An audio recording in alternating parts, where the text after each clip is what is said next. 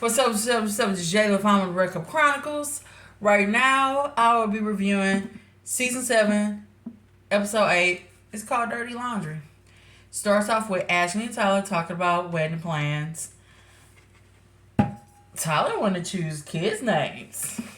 The irony of that. Oh my god. Irony. The irony. So I have Steven and Monica there. The flower, since Steven wanted flowers, Monica wanted flowers so bad, they went to a flower workshop to press flower workshop, which I thought was cute to preserve. It's like if you had a wedding bouquet and you want to preserve it forever instead of letting the flowers die, that's cool. So everything was going well until Monica was like, whose flowers look better? The lady liked Steven's color scheme, but she liked how Monica spreaded the flowers all over one frame. She's so darn competitive. Like, she tried to. Like, Hannah, I think she kind of belittled Steven. But if you watch him more and more, you can kind of see why she talked to him like the way she talked to him. Mr. My boner. So, Nick and Hannah, they go over his parents' house where he lived at in the basement. He's saving money. His parents can't pay his car note, phone bill. At 28, I had to pay all the bills at that age. So, they're just giving a tour about everything. You ain't see nobody but them and a bunch of pictures on the wall. That's how you know you're over old people's house. Bunch of pictures. So moves on with Ramses and Marissa meeting her friends at some dinner. And say, hey, how you doing? Hey, it's like girlfriends are catching up. So they discussed that Marissa being in the military would be a deal breaker because of whole more compass, Palestine, how America treat other countries, and I'm like, and the women's like, we're very proud of serving our country. We're proud of ourselves. Pretty much, Ramses, shut up.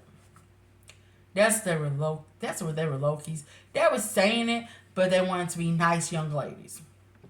And that's how they felt. So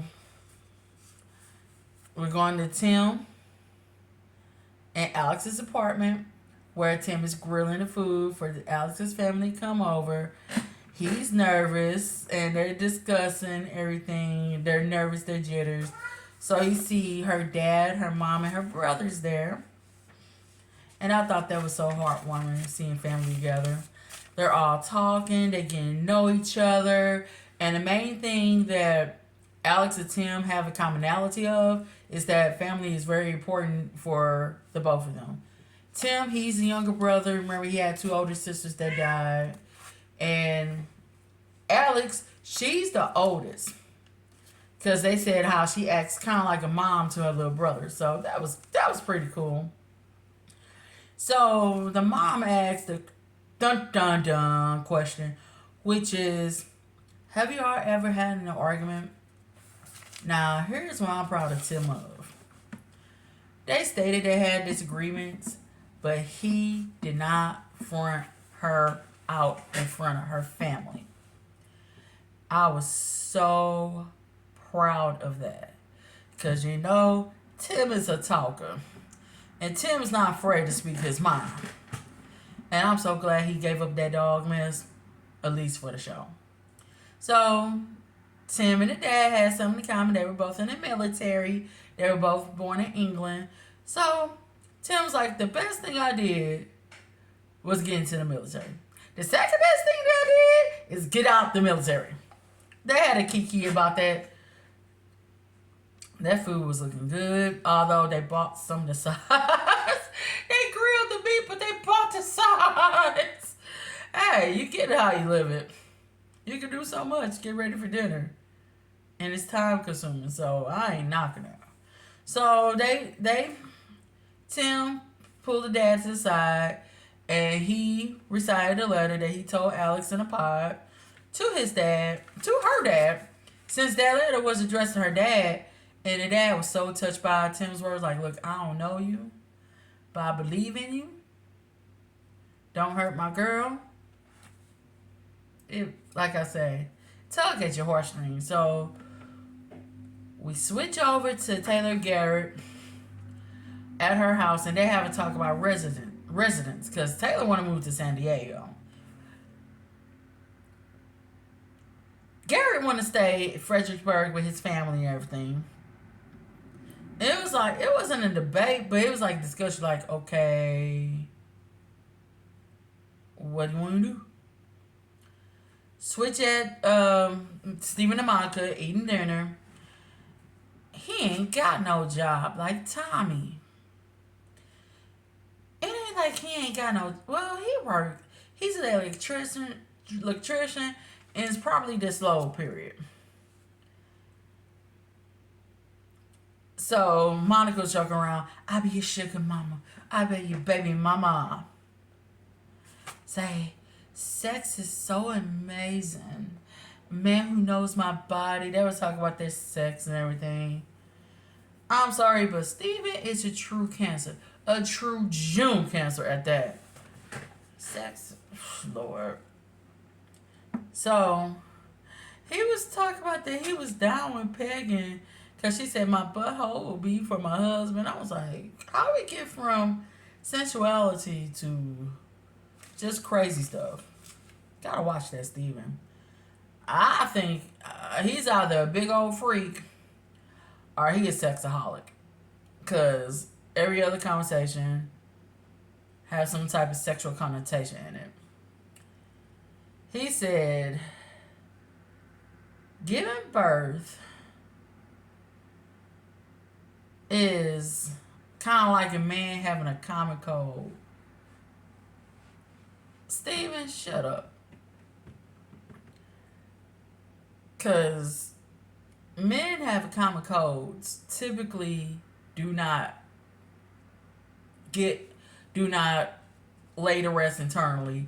While you see women every other day. There are women out there who lay to rest internally, trying to give birth, trying to sacrifice her body for her family and for her baby. So Steven, shut up with that. So Monica said, I have to feel safe.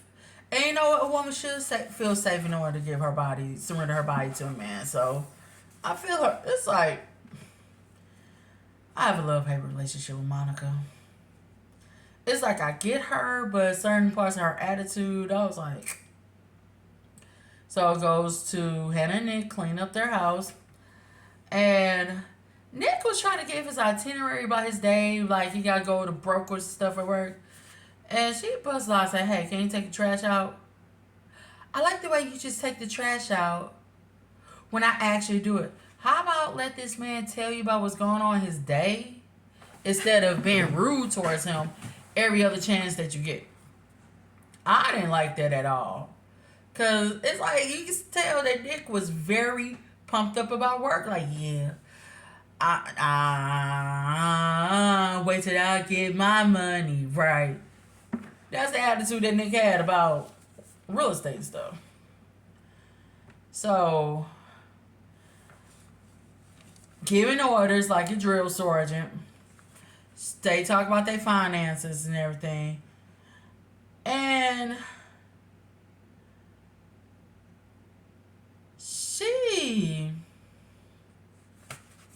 now $300 on groceries. Typically I spend like 1 to 2 on myself, but that lasts me for like good 3 weeks. Depends on what I get. Maybe a month. Who knows? So that $300, I ain't tripping. Because I spend $200 on myself getting essentials and savory stuff that I like. So they talked about finances, like, well, you need to get on my insurance plan, and your parents pay your insurance. Are you gonna get on my plan if we're married, whatever? It's like it was a good conversation to have because finance is a good conversation. I didn't like the way she presented it.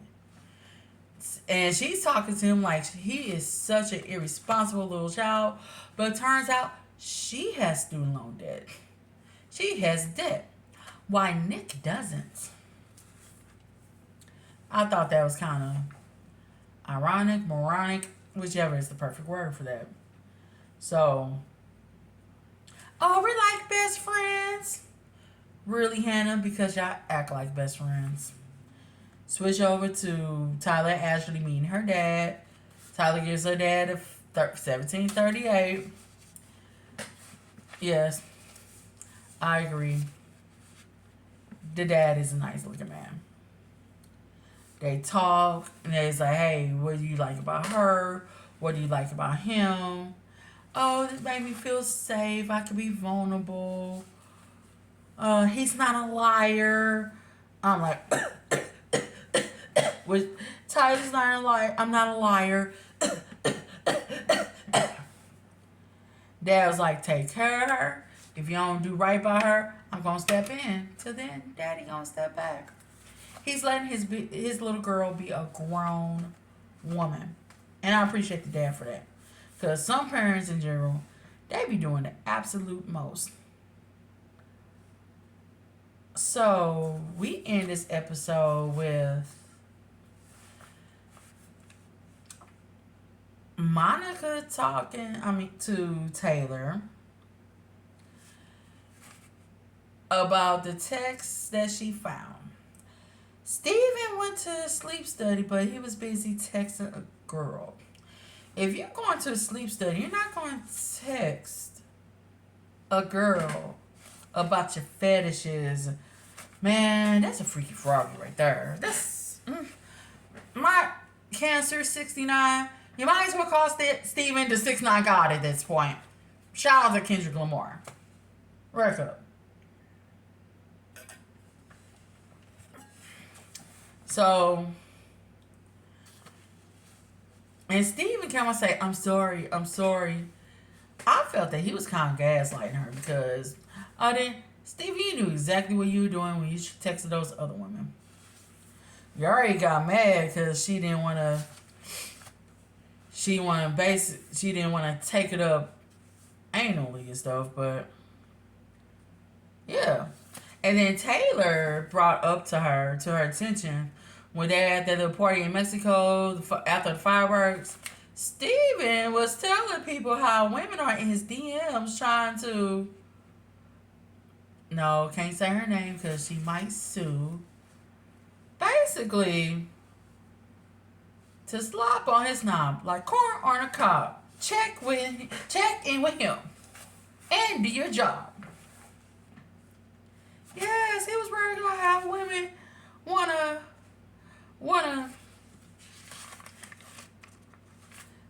slop on his knob like corn on the cob. Check in with me. So it's like the episode ends with Garrett and Taylor comforting Monica because you're talking about getting married, you talk about being committed. Who would want that man texting different women about fetishes? I don't feel, it's like the way Steven was apologizing to Monica, I don't feel that he was genuine. Because if you already told that you were emotionally cheating by texting other women because you felt that your ex-girlfriend was too good for you. And you do the same thing to Monica. Dude, you are a serial cheater. Not cheetah in the cat family.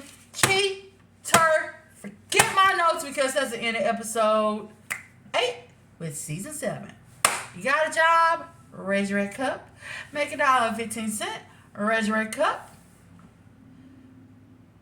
Steven just need to admit that he's a serial cheater. You're at a sleep study, but you texted someone. They're supposed to study you sleeping for the different ways you sleep. But you're texting someone. Alright, bye for Steven.